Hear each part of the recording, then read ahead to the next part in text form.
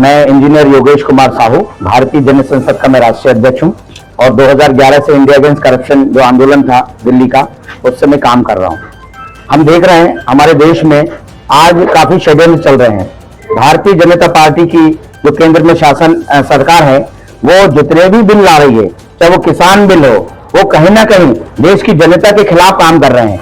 आप देखिए, चाहे वो जीएसटी की बात कर रहे हो, चाहे वो कोरोना की उन्होंने बात की, चाहे वैक्सीन की बात की, चाहे वो डिजिटल करेंसी की बात हो रही हो, चाहे नोटबंदी की बात हो, चाहे स्मार्ट कार्ड की बात हो, चाहे आधार कार्ड की बात हो, सारी चीज इन्होंने पहले तो जो कहा था उसका अपोजिट कर रहे हैं। और हमारे देश में आज कर्ज बढ़ रहा है। देश में ये कर्ज कौन उतारेगा? क्या नरेंद्र मोदी जी पे कर्ज है ये? क्या राहुल गांधी जी पे है ये कर्ज? हमारे देश की जनता पर है। कर्ज पे कोई पार्टी क्यों नहीं बात कर रही? ईवीएम पे क्यों नहीं बात कर रही? आज जो षड्यंत्र चल रहा है, इवन गोदी मीडिया को जो बात करना चाहिए वो नहीं कर रहा। हमारे जर्नलिस्ट हैं, पत्रकार, I am an investigative journalist, लेकिन हमारे जर्नलिस्ट की प्रोटेक्शन की बात क्यों नहीं हो रही?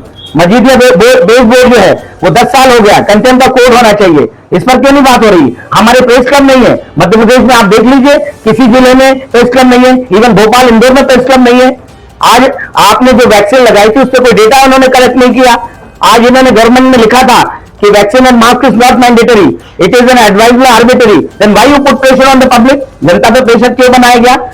अटॉर्नी जनरल भी कहते हैं कि भाई हमने प्रेशर नहीं बनाया, हमने जबरदस्ती नहीं लगाई। आज जो अटैक आ रहे हैं तो वो किस कारण से आ रहे हैं? इनकी सबकी जांच होना चाहिए। भ्रष्टाचार के खिलाफ जो बात करते थे हमारे प्रधानमंत्री जी, उसकी जांच होना चाहिए। जो कांग्रेस के लीडर भ्रष्टाचार करते थे, आज वो बीजेपी में आ गए कि भारतीय जनता पार्टी के पास ऐसी कोई भ्रष्टाचार के खिलाफ धुलाई की मशीन है जो ओर हो जा रहे हैं लोग। इंजीनियर अभिषेक चौधरी नंदापुरम जिले का निवासी हैं और ईवीएम के खिलाफ हम पूरे देश में अपना कार्यक्रम चला रहे हैं। और हमारे जो हेड हैं इंजीनियर राहुल मेहता जी, जो आईआईटी दिल्ली 1990 बैच के पास आउट हैं, उसके बाद उन्होंने master of science Rutgers university America से किया और उन्होंने इस ईवीएम का एक डेमो बनाया कि कैसे ईवीएम में वोट चोरी हो सकती है। इसके दो उन्होंने लूपहोल निकाले, ईवीएम के वीवीपैट में लगा हुआ काला कांच और ईवीएम में लगा हुआ लाइट सेंसर। आज आप ये कार्यक्रम को संबोधित किए हैं, आप जो मांग लेकर आए हैं, अगर जल्दी में पूरी नहीं होती है तो आगे आप लोगों ने क्या रणनीति बनाई है, किस तरीके से इसको पूरा किया जाए? हम इस कार्यक्रम को पूरे देश में चला रहे हैं, हमारे कार्यकर्ता पूरे देश में हैं। वर्तमान में भी हमारी सबसे ज़्यादा एक्टिविटी बिहार में चल रही है, क्योंकि बिहार में इलेक्शन नज़दीक आ चुका है और ईवीएम का जो मुद्दा होता है वो चुनाव के समय ज़्यादा एक्टिवेट हो जाता है। क्योंकि जब जो आपका मतदाता होता है वो ये सोचता है कि मैं जब चाह किसी व्यक्ति को कर रहा हूँ जीतने के लिए, लेकिन जीत कोई और रहा है, तो उसके मन में शंका बढ़ती जाती है। और इस शंका का समाधान हम करते हैं अपनी ईवीएम डेमो मशीन से, जो ये क्लियर दिखा देती है कि वोट चोरी कैसे हो सकता है। क्योंकि काला कांच जो है वो वोट चोरी को छिपाता है। यदि पारदर्शी कांच हो और जो वहाँ पे अंदर जो लाइट चलती है वीवीपैट में, वो यदि कंटिन्यू रेगुलर जलती रहे तो वोट चोरी नहीं हो सकता, क्योंकि काला कांच उसको छुपा नहीं पाएगा।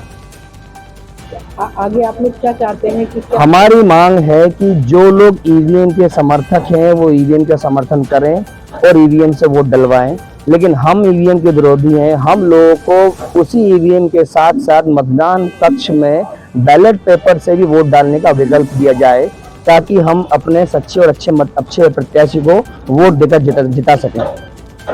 जब भी वोट देते हैं तो उस टाइम पे एक पर्ची भी निकलती है ना, उस पर्ची में उनके पसंद के जो उम्मीदवार भी होते हैं, तो वो क्या सही नहीं रहता है? ये जो ईवीएम का वीवीपैट का जो काला कांच है वो आपको लाइट ऑफ होने के बाद, मान लीजिए किसी प्रत्याशी को आपने वोट दिया, मान लीजिए प्रत्याशी का नाम है ए पार्टी, ए को वोट दिया, जब आपका लाइट ब्लिंक किया तो आपने देखा, जब लाइट ऑफ हुआ तो पर्ची कटी है या नहीं कटी है या पर्ची होल्ड हुई है ये आप देख नहीं पाते हैं। और उसी पुरानी पर्ची को अगले वोटर को फिर दिखा दिया जाता है लाइट ब्लिंक करके ऑन करके। एक ही पर्ची को बार बार दिखाया जाता है और जब नया वोटर आता है तो उसको दूसरी पर्ची छाप कर दिखा देते हैं। लेकिन ये जो पर्ची एक ही बार रिपीट की गई थी, इसके गिनती की पर्चियों को दूसरे प्रत्याशी के नाम पे छाप दिया जाता है और डाल दिया जाता है जब वोटर वहां से चले जाता है। तो इस प्रकार से काला कांच नई पर्ची छपने वाले को और पर्ची होल्ड होने वाले को छुपा लेता है। इसको पूरी तरह से बंद करने के लिए आपकी तरफ से क्या प्रयास अब होने वाला है? हमने ईवीएम हटाओ सेना के माध्यम से देश की अनरिकॉग्नाइज्ड 41 पार्टियों का समूह बनाया है जो पार्टी हमारे साथ में वो ये कह रही है कि हमने चुनाव आयोग को 40,000 रुपए का डीडी भेजा कि आपने अपने डॉक्यूमेंट में लिखा है कि हमारी जो ईवीएम है उसकी 38-39,000 कॉस्ट बनने में लगती है। तो ईवीएम हटाओ सेना ने डीडी भेजा 40,000 का कि आप अपनी ईवीएम हमें दीजिए, हमें बेचिए और हम उसको खुद उसको प्रोग्राम डाल के उसको वोट चोरी करके दिखाएंगे, और यदि आपने कोई प्रोग्राम डाल रखा है तो उसको खुलासा भी करेंगे कि कैसे वोट चोरी होती है। तो हमारा प्रयास ये है कि ईवीएम हटाई जाए, बैलेट पेपर लाया जाए, और ये आंदोलन हम अपने पोस्ट कार्ड के माध्यम से चला रहे हैं। हम देश के सभी नागरिकों से आह्वान करते हैं कि आप प्रधानमंत्री और मुख्य चुनाव आयोग को एक पोस्ट कार्ड लिखें जिसमें ये लिखें कि हम ईवीएम का ब्लैक ग्लास नहीं चाहते और हम ईवीएम का लाइट सेंसर नहीं चाहते और हम ईवीएम के साथ साथ बैलेट पेपर से चुनाव का विकल्प चाहते हैं। ये हमारा पोस्ट कार्ड मूवमेंट पूरे देश में चल रहा है।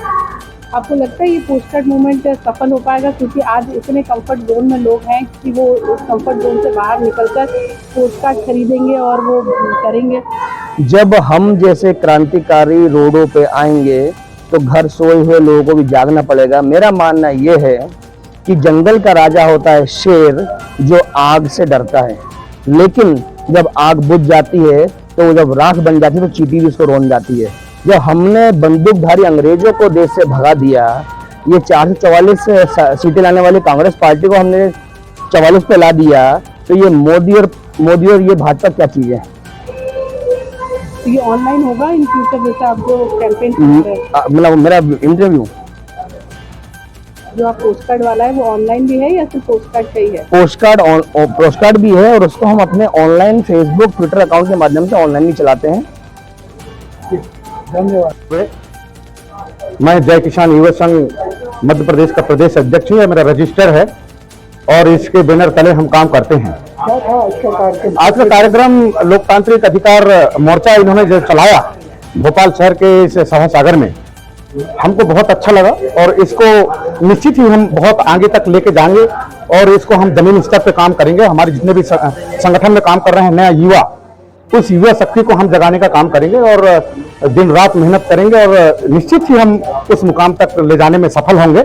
हमें आशा और विश्वास है कि हमारे मरावी जी हैं, शहडोल से रमेश मरावी जी, हमारे युवा का एक बहुत बड़ा चैनल है जिसमें हम लोग काम कर रहे हैं जल जंगल जमीन और बड़े बड़े बांधों का वन अधिकार अधिनियम को लेकर के और पेशा कानून के, उससे हमने हाई कोर्ट तक इन बात को रखी है, सुप्रीम कोर्ट तक इन बात को रखी है, जहां पे अभी तक हमको एक बहुत बड़ा हासिल हुआ जो हाईकोर्ट में बड़ा नर्मदा प्राधिकरण के तहत जो बांध बनने वाला है, जो बरगी बांध और भाखड़ा नागल सरदार सरोवर बांध के समय का रहा है, जो अपर नर्मदा परियोजना के नाम से जो डिंडोरी जिले के अंदर में 3-4 बांध बन रहे हैं और मीडियम प्रोजेक्ट जो बिठलदा ग्राम में एक डिंडोरी मध्यम सिंचाई परियोजना के नाम से, जिसको हमने इसमें ताकत लगा दी है और प्रशासन भी एक तरफ से ताकत लगा दी है, शासन के सत्ता के लोग जो बैठे हैं इन्होंने भी अपनी ताकत लगाई है, लेकिन हम उन लोगों को वहां तक बिल्कुल भी जाने नहीं दे रहे हैं और निश्चित ही हम इसमें जीत पाएंगे और पेशा कानून के तहत हम बहुत अच्छा। ये महोदय मीडिया को परिचय दीजिए पहले। मैं रमेश मरावी। क्या कहना चाहेंगे आज के कार्यक्रम के विषय में? आज का कार्यक्रम जो रहा है बहुत ही बेहतरीन कहा जाए। आज जो सरकार की जो नीतियां, आज मनुवादी जो फांसीवादी जो आज व्यवस्था है उसके खिलाफ जो हमारे यहाँ के जन आंदोलनकारी है उन्होंने एक संयुक्त मोर्चा के तत्वाधान बैनर तले बहुत बढ़िया कार्यक्रम किया कि हम जितने भी छोटे छोटे दल हैं वो सब दल हम एकत्रित होकर आज ये जो मोहन सरकार, ये जो बीजेपी जो चला रहा है आज, उसके षड्यंत्र को हम कैसे उनको हराएं, और ये जब हम कर पाएंगे हम संयुक्त मोर्चा के बैनर तले ही कर पाएंगे। इसके साथ बहुत बहुत धन्यवाद। ताजा खबरों के लिए हमारे चैनल को सब्सक्राइब करें। धन्यवाद।